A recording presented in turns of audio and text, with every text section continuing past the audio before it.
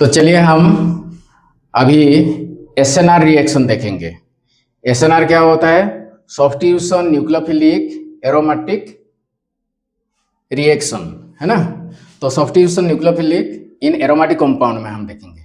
तो हम ये जानते हैं कि न्यूक्लियोफिलिक सब्स्टिट्यूशन रिएक्शन किस में होता है? एलिफेटिक कंपाउंड में होता है। लेकिन एरोमेटिक कंपाउंड में क्यों नहीं होता है? तो why SNR reaction is not possible in,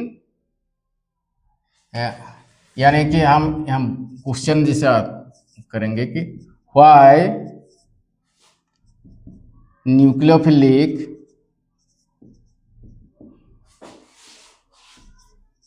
substitution reaction is not shown by aryl halide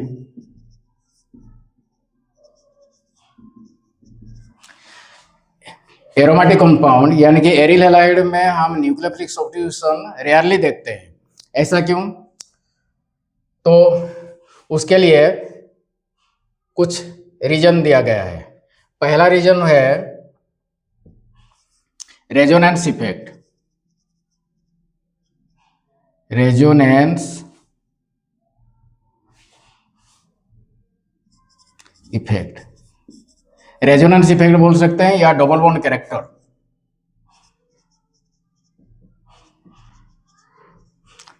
double bond character. तो देखिए, जो न्यूक्लियोफिलिक सब्स्टिट्यूशन रिएक्शन होता है वो हमारे एलिफेटिक कंपाउंड में होता है, ठीक है। जैसे एल्किल हैलाइड हो गया, तो इसमें हमारे CH3Cl, इसमें अगर हम देखेंगे तो क्लोरीन कार्बन के साथ जो बॉन्ड बनाया है वो कैसा बॉन्ड है? सिंगल बॉन्ड है, ठीक है। लेकिन अगर हम वही देखते हैं एरोमेटिक कंपाउंड में, यहाँ पे क्लोरीन क्या करता है? डबल बॉन्ड कैरेक्टर दिखाता है। क्यों दिखाता है? रेजोनेंस के वजह से। यहाँ पे क्लोरीन के पास लोन पेयर है, तो लोन पेयर है तो ये क्या करता है?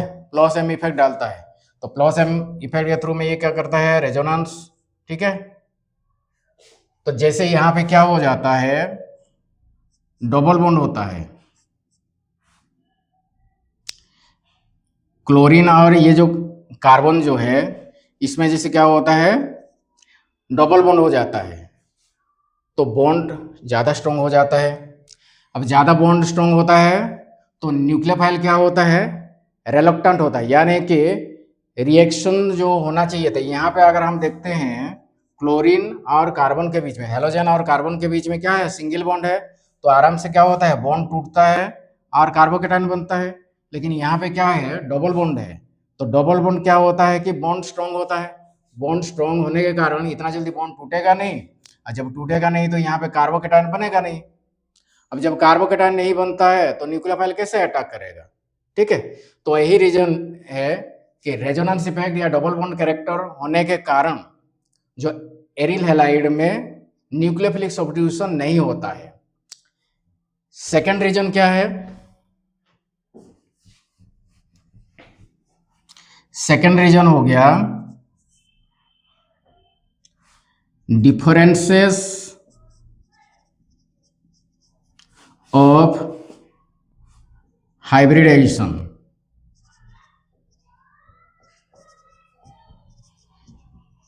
इन कार्बन हेलोजन बॉन्ड, ठीक है। Differences of hybridisation in carbon, ऐसा हम बोलेंगे differences of hybridisation of carbon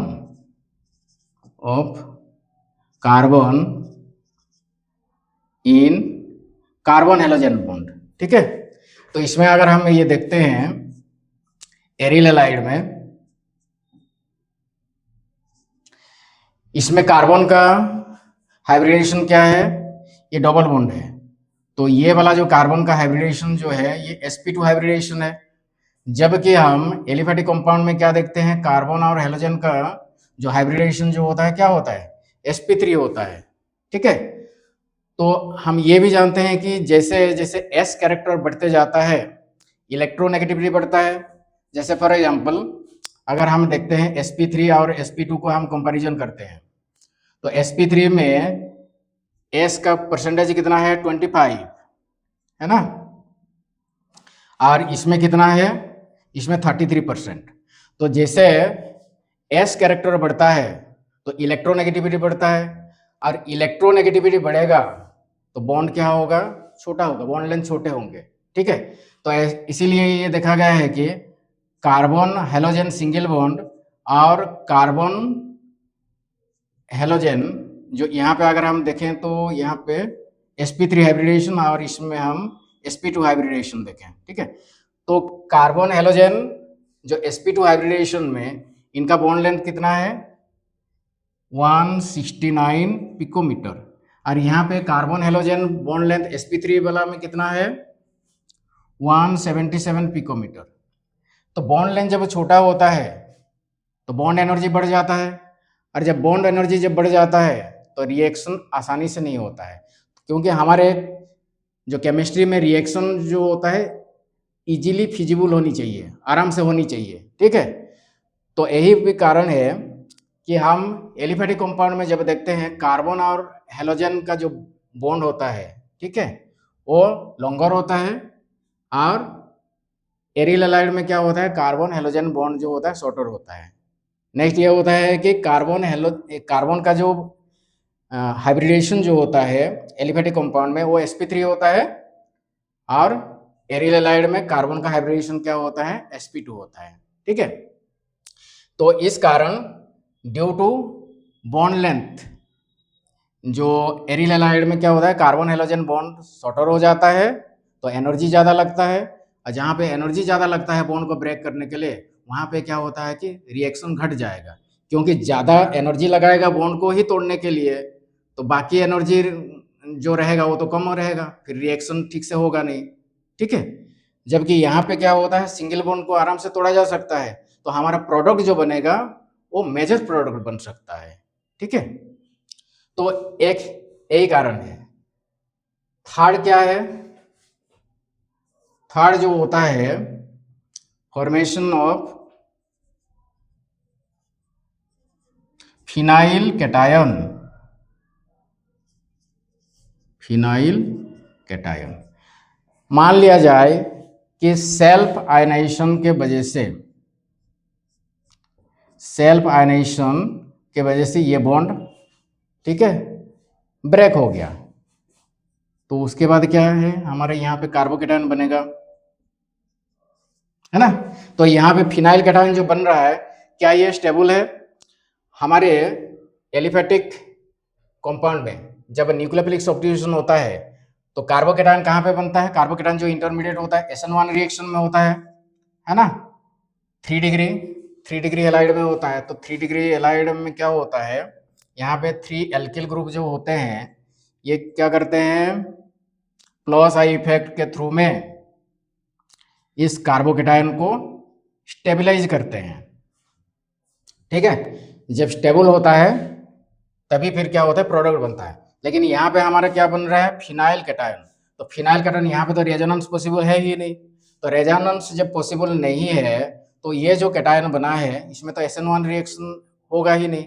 ठीक है, तो ये भी कारण है कि अगर मान लो कैटायन बन भी जाता है तो वो स्टेबल नहीं होता है, तो न्यूक्लियोफिलिक सब्स्टिट्यूशन रिएक्शन में क्या होनी चाहिए स्टेबल कार्बोकेटायन।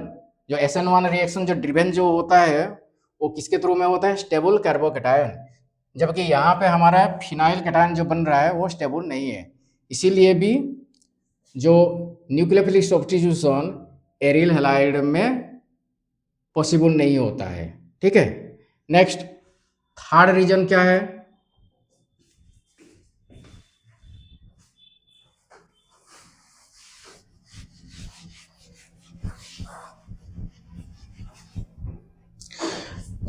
हमारे थर्ड रीजन बोल रहा हूँ, फोर्थ रीजन हो गया पॉसिबल रिपल्सन। पॉसिबल रिपल्सन हम ये जानते हैं कि जो बेंजीन जो है ये क्या है, न्यूक्लियोफाइल जैसे काम ये करता है। ठीक है, तो ये क्या काम करता है, एरिल हैलाइड, इसके पास लोन पेयर है ना, 3 लोन पेयर ये है, तो ये प्लस एम इफेक्ट के थ्रू में इसको फिर से क्या करेगा, इलेक्ट्रॉन सप्लाई करेगा, तो ये और इलेक्ट्रॉन रिच हो जाएगा, है ना। और न्यूक्लियोफाइल के पास क्या है, न्यूक्लियोफाइल के पास भी इलेक्ट्रॉन है, तो ये भी इलेक्ट्रॉन रिच है और ये भी न्यूक्लियोफाइल भी इलेक्ट्रॉन रिच है, तो जब आसपास होंगे तो क्या होगा, रिपल्सन होगा, और जब रिपल्सन होगा तो फिर सब्स्टिट्यूशन का तो बात ही नहीं बनता है ना, यानी कि न्यूक्लियोफिलिक सब्स्टिट्यूशन हो ही नहीं पाएगा रिपल्सन के वजह से। तो ये जो 4 रीजन हमने देखा, ये 4 रीजन के वजह से क्या है, न्यूक्लियोफिलिक सब्स्टिट्यूशन रिएक्शन पॉसिबल नहीं है, लेकिन फिर भी हम न्यूक्लियोफिलिक सब्स्टिट्यूशन रिएक्शन कराते हैं। तो न्यूक्लियोफिलिक सब्स्टिट्यूशन रिएक्शन कराने के लिए कंडीशन क्या चाहिए, कंडीशन पहला ये होना चाहिए कि ये जो हमारे बेंजीन रिंग है इसको इलेक्ट्रॉन डेफिशिएंट होनी चाहिए। क्या होनी चाहिए, इलेक्ट्रॉन डेफिशिएंट, यानी कि ये इलेक्ट्रोफाइल जैसे काम करना चाहिए, तभी जाके पॉसिबल होगा।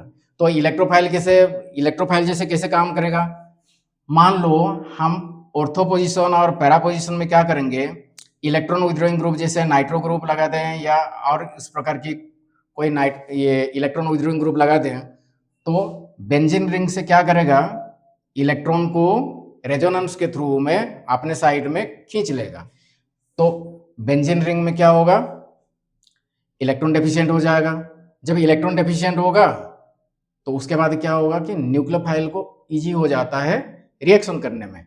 तो पहला तो ये हो गया कि ये वाला कंडीशन। दूसरा और ये हो सकता है कि ड्रास्टिक कंडीशन। ड्रास्टिक कंडीशन मतलब बहुत टेम्परेचर हम बढ़ा दें, बहुत प्रेशर दे दें, ठीक है, तब भी हमारे हो सकता है। तो हम उसको देखते हैं कि कैसे न्यूक्लियोफिलिक सब्स्टिट्यूशन एरिल हैलाइड में हो सकता है।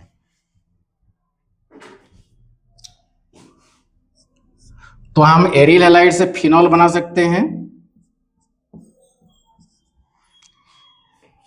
हम इसमें क्या करेंगे, टेम्परेचर लेंगे, ठीक है, टेम्परेचर हम 623 केल्विन लिए, प्रेशर हम लिए 300 एटमॉस्फेरिक प्रेशर लिए, बेसिक मीडियम में, ठीक है, बेसिक मीडियम में। उसके बाद हम प्रोटोनेशन कराते हैं। तो इसमें क्या होगा कि ड्रास्टिक कंडीशन में ये जो बेंजीन रिंग को एक्टिवेट करेगा रिएक्शन करने के लिए, जब एक्टिवेट करेगा तो तब क्या होगा, न्यूक्लियोफिलिक सब्स्टिट्यूशन होगा। तो अभी हम उसका मैकेनिज्म देखते हैं। तो देखो मैकेनिज्म कैसा होता है।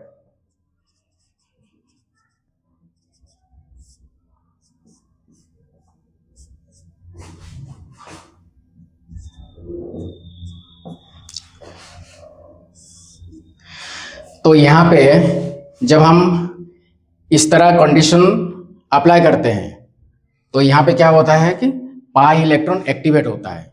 जब पाई इलेक्ट्रॉन एक्टिवेट होता है तो ये यहाँ पे ऑर्थो पोजीशन में आ जाता है। जैसे ऑर्थो पोजीशन में आएगा तो यहाँ पे क्या हो जाएगा,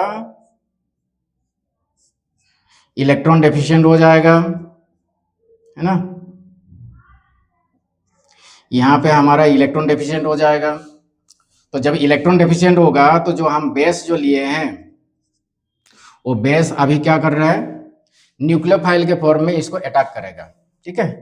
तो यहाँ पे बेस एक्चुअली बेस के फॉर्म में नहीं, न्यूक्लियोफाइल के फॉर्म में अटैक करेगा इसको। उसके बाद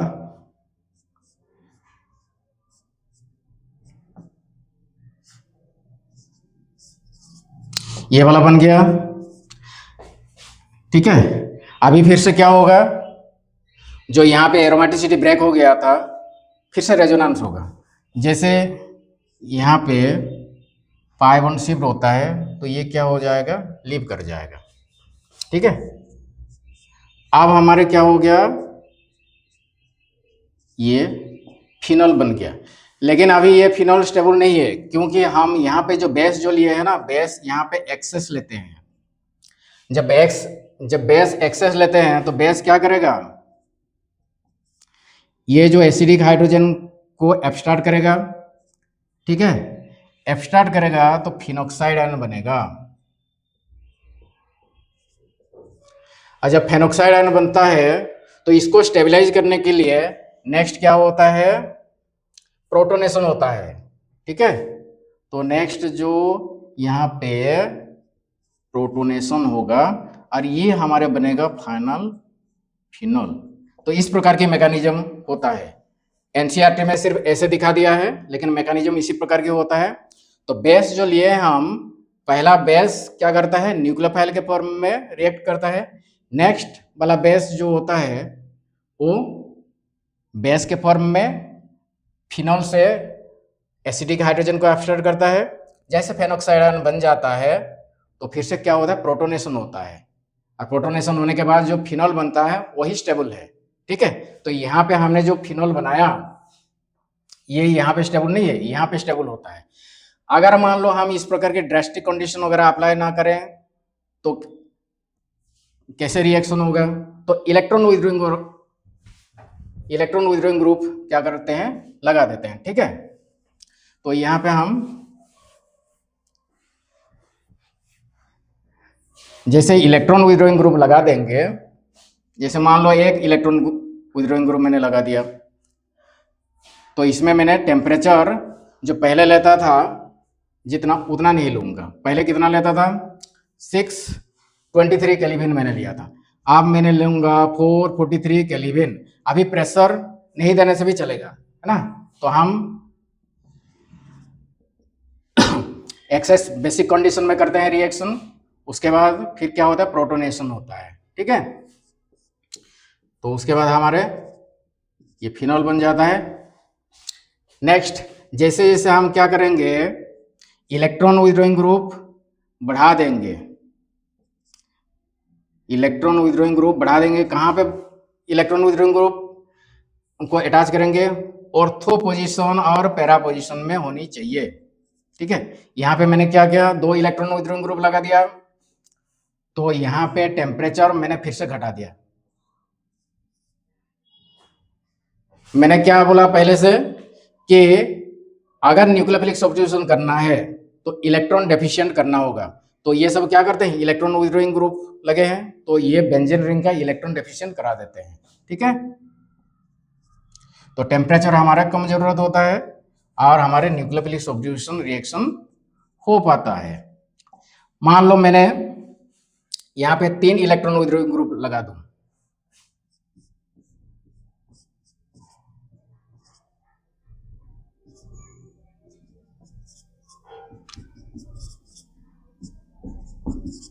तो मेरे को कोई भी टेम्परेचर देना नहीं पड़ेगा, सिंपल ये रिएक्शन हो जाएगा। ठीक है, तो यहाँ पे ध्यान रखना है कि हम जो बेस जो लेते हैं ये एक्सेस में लेते हैं, तो ये रिएक्शन हमारे विदाउट टेम्परेचर पॉसिबल हो गया, जैसे जैसे हम इलेक्ट्रॉन विथड्रॉइंग ग्रुप लगाते हैं। अच्छा, जब ये वाला जो कॉम्प्लेक्स जो होता है इसको क्या बोला जाता है, मेसेनहाइमर कॉम्प्लेक्स।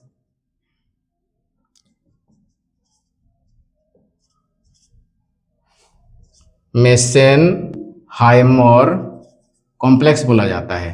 ठीक है, खास करके ये पैरा पोजीशन में जो नाइट्रो ग्रुप लगता है,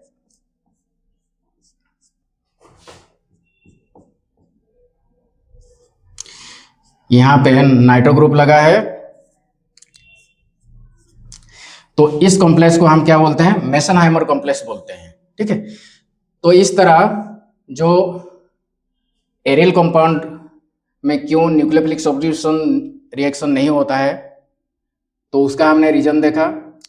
और अगर न्यूक्लियोफिलिक सब्स्टिट्यूशन रिएक्शन होना है एरियल कंपाउंड में तो हमको क्या क्या कंडीशन वगैरह देखना होता है, तो हमने दोनों देखा कि क्यों नहीं होता है और फिर कैसे होता है। ठीक है, तो इस रिएक्शन को आप प्रैक्टिस करें, जो मैंने मैकेनिज्म यहाँ पे बताया वो आपको एनसीईआरटी